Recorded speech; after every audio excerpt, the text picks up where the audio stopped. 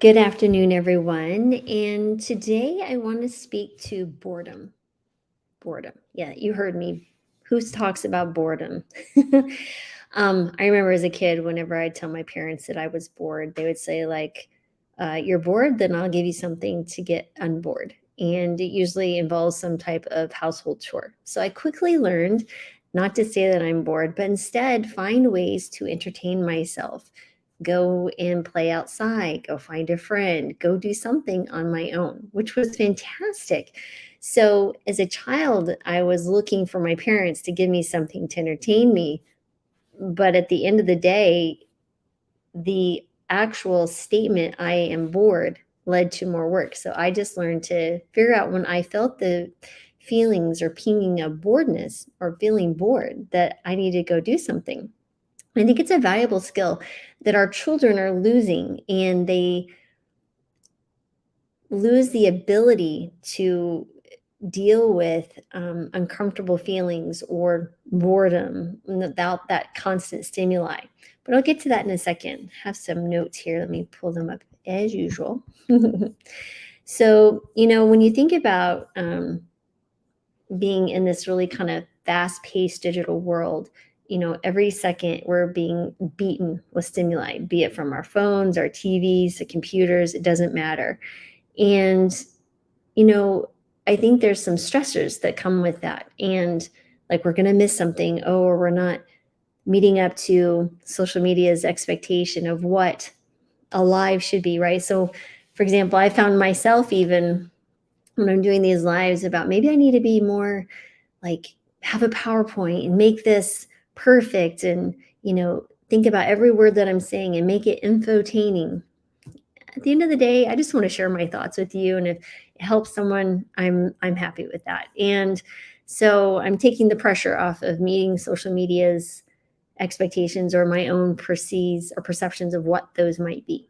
So, but I really think that boredom could be maybe a secret sauce to better mental health, heightened creativity, and even increased productivity. And let's give you my few thoughts on what I think boredom can actually do. First of all, boredom is in a place where we don't have anything physically to entertain us. So imagine if you were out somewhere in remote wilderness, had no cell service, had no other human contact, had no way of getting to human contact relatively quickly, and you literally just had to sit there and be with yourself. And just even the thought of that oftentimes will bring some people anxiety. That is a concern. Now, I'm not saying that all boredom is specific to creativity and seeing benefit, because I think boredom can also be related to depression, but I think there's a different type. I'd almost not describe that as boredom, but I would almost feel that as apathy. And I don't consider apathy the same as boredom. Boredom to me is the brain is looking for some form of entertainment, and it's like a little kid who wants the candy and starts throwing a fit. And so when you think about boredom, it gives us an opportunity to be mindful, right? And I think that's why I originally would struggle with the thought of meditation, because that means I have to sit with myself and be mindful and meditate and not entertain myself, even with the thoughts. And I just let the thoughts go by. And it's almost hard work. But if you think about boredom in the sense of just sitting outside, especially if you're in nature, which I think can cultivate this, you can describe boredom even if you're in nature and kind of slow a little bit, like very mildly engage with your environment, but it doesn't require active, like like if you were reading a book, or if you were something more technical, or you having to engage in some type of activity that requires a lot of mental energy. What I'm describing is requires no mental energy, right? You're just walking along and looking. That almost can be a sense of boredom, like not listening to something on your headphones or earphones, being entertained with your phone while you're on a walk or sitting outside, not having someone, have a chat with someone, even though in that of themselves can be good. But I would describe that as almost a version of the boredom that I'm trying to get to.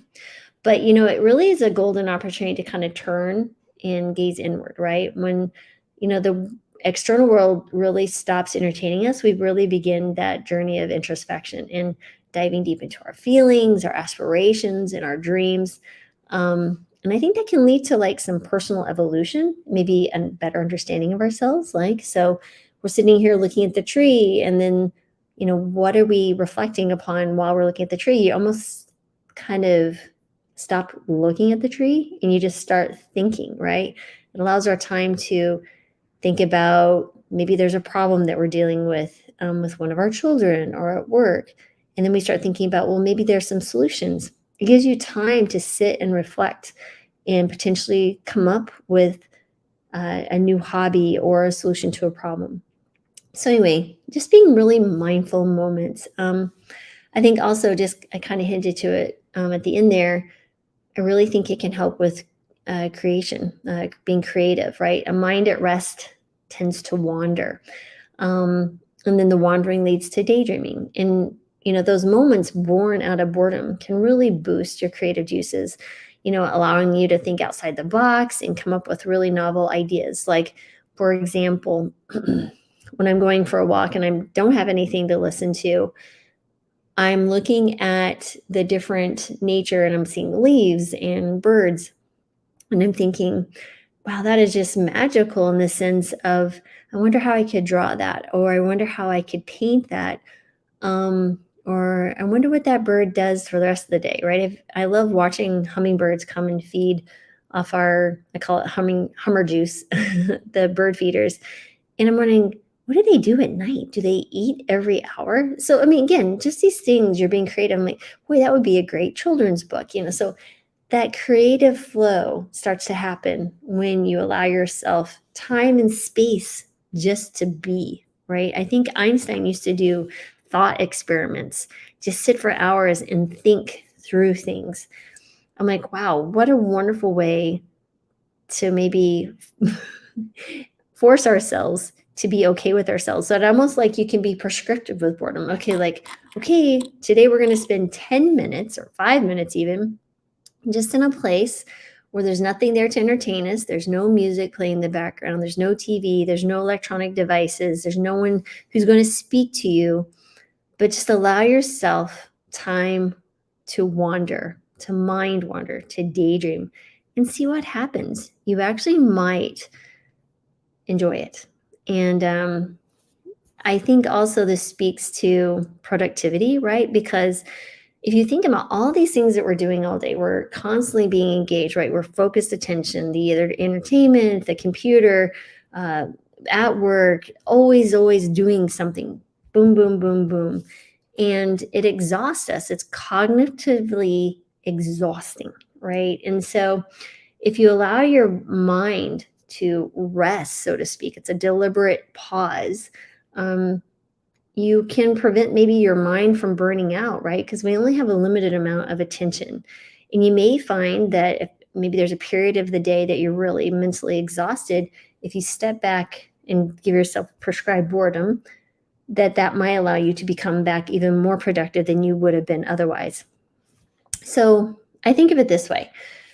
Technology is like a double-edged sword, right? You can almost call it a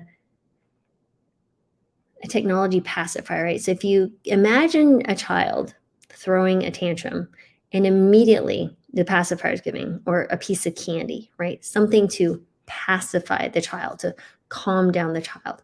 What if we think about our minds as small children, and we need to allow our children to grow up? And part of that growing up means that you can be okay with stress, that you're okay with boredom, that you can handle uncomfortable feelings, emotional stressors. Like I feel like we've lost the ability to regulate our own emotions, right? So it's a place where with little ones that they learn to self-soothe themselves back to sleep, right? I mean, don't have to get up and help them fall asleep. The children who are at, let's say you're out to dinner and it's really disheartening. You'll see parents have given their children screens of iPads, iPhones, watching movies, headsets. They're not engaging with the family in the dinner time. And if we take it away, they will throw a fit. Well, yeah, because guess what? That is like entertainment. You've given them no other choice. We've not taught them or allowed them to develop the skills, right? So what does that mean when they grow up? They become more anxiety ridden, more stressed, more likely to be depressed, unable to handle even smaller, difficult conversations with others. So I think it all goes back to what are we doing, right? What are we doing to ourselves, right? I think you can dull the knife, so to speak. So maybe many of us grew up without these technology pacifiers, but maybe it's dulled our ability to even soothe ourselves. So we're all at risk. But if your brain starts throwing a fit or a tantrum during your boredom prescription, maybe you just need to let yourself relax and turn back into that and say, okay, I hear you, brain, but this is what we're going to do. We're going to learn to sit with ourselves in our discomfort, and then just allow your brain to be, let it start thinking, look around, um, and just say, hey, I'm going to allow this time to think about things that maybe I didn't want to think about, or maybe think about a new hobby, or think about, planning for the holidays. What are you going to cook? What would be a gift for your grown up children? For example, I'm sitting here thinking, what would be my kid's gift for Christmas, and how can I use a creative endeavor to do it? Come up with a really fun idea that I haven't ever done before, right? It's a little book that I love origami, for example, and my little origami fish, and I've got all sorts of them. I want to make origami envelopes and give them little gift cards and say, on a day when you're feeling tired, a gift card for, I don't know, Starbucks or something. But yeah, and just know that I spent time in thinking of them and their lives and what their stresses are. That came from just time of sitting or walking. So think about it that way. This really is an opportunity to allow ourselves to turn inward and build skills that so many of us are, like I said, losing. Um, so, I don't know. Boredom is a really interesting thing. Again, like I said, I'm listening to a book called The Comfort Crisis, and they spoke of boredom, and it really got me thinking. With my patients who are dealing with anxiety and depression, of course, they're at times needs medications and some other things, or maybe they're struggling with some other things. But I almost think that boredom could be a prescription. And I'm going to say a boredom prescription in nature, because nature is amazing. Interesting studies showing that at least 20 minutes 3 times a week, just walking through a park or somewhere in nature, can be quite rejuvenating. And even a bigger reset is maybe 3 days a month, going out and leaving all electronic things in the car or whatever, allowing yourself to be in nature, where there is no sign of humans, or fewer of them. So anyway, throwing that out there. Just curious as to what you think of this, and what would you do, or what do you do in your bored moments when do you find yourself kind of antsy and anxious and looking for your next dopamine hit off the little phone in our pockets?